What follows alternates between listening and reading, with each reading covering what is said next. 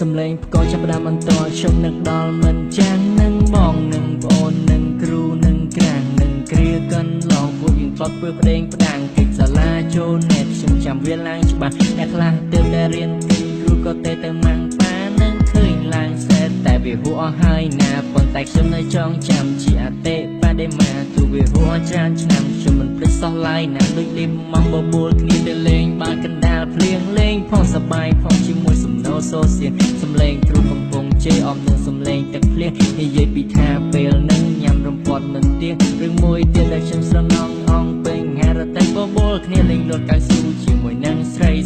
លេងប៉ូលីសចាប់ចោលហើយនឹងលេង